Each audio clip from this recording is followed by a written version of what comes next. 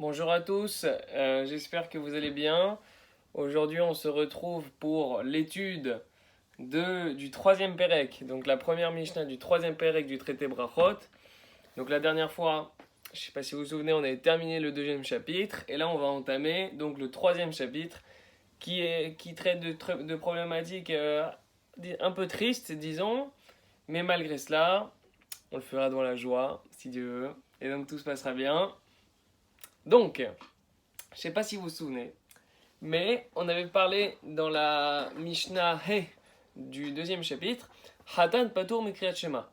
Donc le Hatan, donc le jeune fiancé, il est exempté de réciter Kriyat Shema. On avait dit quoi? On avait dit c'était quoi la raison qui motivait cette exemption? C'était le fait qu'il était Taroud Bemitzvah. Il était occupé, préoccupé, inquiet à propos d'une mitzvah. Donc ce qui l'a exempté de réciter le Kriyat Shema. Et là on va justement rentrer dans un autre cas de figure d'être taroud, d'être taride pour une mitzvah, d'être préoccupé pour une mitzvah qui est moins joyeuse que celle du mariage, mais qui reste une mitzvah, et donc c'est justement ce qu'on va développer, Bezrat Hashem, aujourd'hui et les jours qui viennent. Donc, Perek Gimel, Mishnah Aleph, on commence. Mishemeto mutal elefanav. Une personne qui a un mort qui est étendu devant lui. On va déterminer qu'est-ce que ça veut dire qui est étendu devant lui. Donc, Patour, Mikriyat Shema, il est exempté de réciter le Kriyat Shema, Minatefila, de faire la tefila, ou Minatefilin, et de mettre les tefilin. Ok.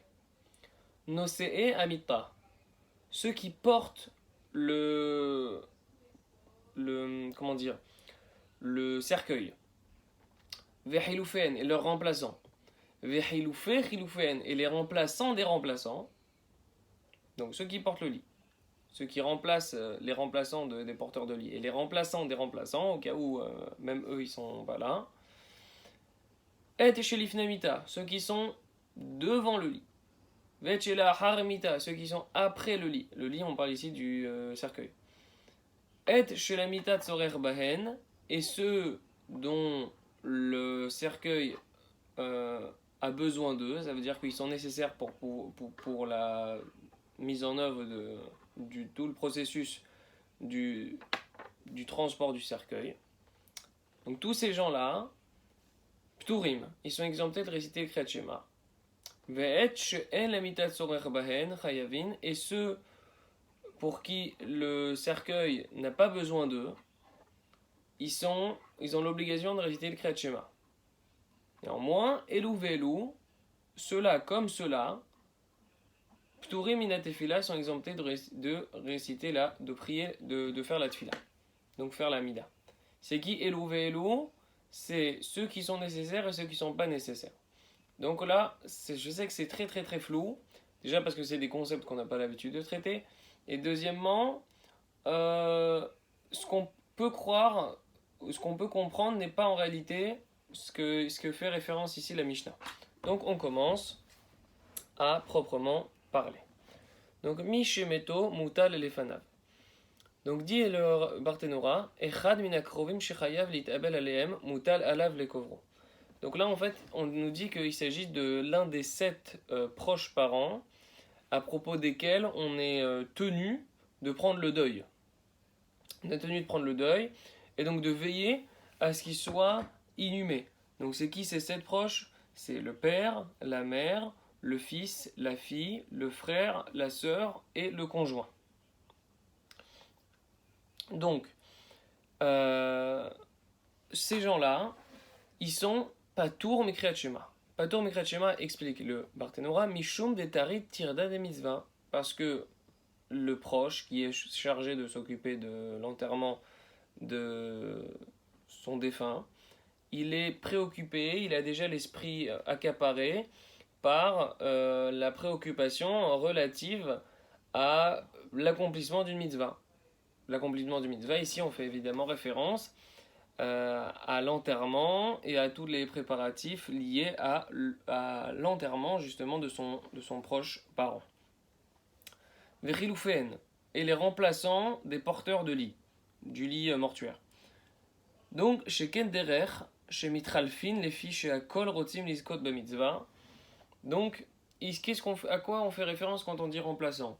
C'est comme au foot, les Havdil, ça veut dire le type il se blesse alors on a besoin d'un remplaçant. Ou alors est-ce que c'est juste une garde qui continue, même si le type va très bien, on continue juste pour continuer. Alors on nous dit que c'est qui les remplaçants? C'est en fait, on nous dit qu'il était d'usage de remplacer donc successivement les personnes qui transportaient le cercueil lors de l'accompagnement du défunt vers sa dernière demeure. Pourquoi? Parce que pour que tous les membres du cortège ils puissent avoir le srout, donc le mérite d'avoir fait cette mitzvah-là, d'avoir pu participer à la mitzvah de l'inhumer, de l'enterrer. Parce que c'est une mitzvah, et donc on essaye de faire participer le plus de gens possible. Et donc Khiloufén, ici les remplaçants, ça ne fait pas référence au type qui s'est blessé, on a des remplaçants. On fait référence à toutes les personnes qui font partie du cycle des Khilouféhen, donc des remplaçants qui vont se succéder les uns à la suite des autres pour pouvoir porter le lit mortuaire vers sa dernière demeure. Donc on a dit et chez l'ifne hamita, ceux qui sont devant le lit. Donc c'est qui l'ifne hamita? Amzumanim lenos'a keshetagia hamita eslam. Donc c'est ceux qui sont invités à porter donc la dépouille du défunt lorsque le cercueil il arrive à leur endroit. Donc c'est ceux qui ont la charge de porter le corps du mort lorsque justement le cercueil il arrive à l'endroit où on va l'inhumer. Donc c'est eux les lifnei amita. Chez l'achar amita, c'est qui ceux qui sont derrière le lit? Et chez lifnei amita, on nous dit Klomar ben otam chez lifnei amita ou ben otam chez l'achar amita, im amita sricha lahem lasetah pturim. Donc notre Mishnah elle vient aussi nous dire que tant en ce qui concerne ceux qui sont positionnés à l'avant, donc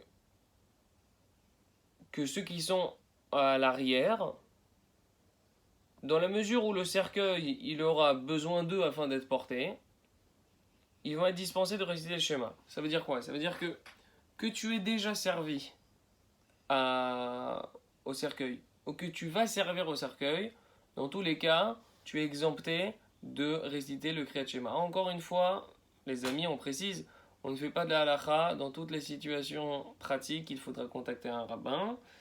Là, on ne fait que la Mishnah, donc on est très très très très très loin de la halakha. On a à peu près 2000 ans d'écart avec la halakha. Donc, il faudrait consulter, comme d'habitude, une autorité rabbinique compétente pour pouvoir avoir des informations sur le sujet. Des informations halakhiques, du moins. Donc, on nous dit Ve'et she'en lamitat zorer ba'en, ceux dont le cercueil n'a pas besoin d'eux. C'est qui ceux-là? Qu'est-ce qu'ils font là? À quoi ils servent en fait? Donc, kegon aolchim lelavot et amet lichvodo bilvad. Donc, on fait référence aux gens qui accompagnent le cercueil juste en l'honneur du mort. C'est pour faire du monde, pour honorer le défunt. Et donc, ils n'ont pas d'obligation concrète à proprement parler. Et donc, justement, puisqu'ils n'ont pas d'utilité concrète dans le transport du mita, du lit mortuaire, eh bien, ils n'ont pas cette tirda, ils n'ont pas cette préoccupation-là. Leur esprit n'est pas accaparé totalement pour le fait de faire cette mitzvah. Par conséquent, on leur a obligé de réciter le Kriyat Shema. Par contre, Elou ve'elou pturim min tfila. Malgré tout, ils sont quand même exemptés de faire la tfila. Pourquoi? Alors on va voir. Deux interprétations possibles. Première interprétation, des laves d'oraïtahi, qui est mon Kriyat Shema. Tout simplement parce que la tfila, c'est pas une mitzvah minatora comme le Kriyat Shema. Le Kriyat Shema, c'est une mitzvah minatora. Contrairement à la tfila, qui est le midera banan. Et puisqu'elle est midera banan, il y a plus de facilité à pouvoir l'annuler lorsqu'on est dans une situation où on est déjà accaparé à faire une mitzvah. Veika de Amré, et il y en a qui disent, qui interprètent cette exemption-là, Mi pene shehitzricha kavana yetera. Tout simplement parce que, comme on l'a déjà répété, la tfila, en soi, elle nécessite une plus grande concentration.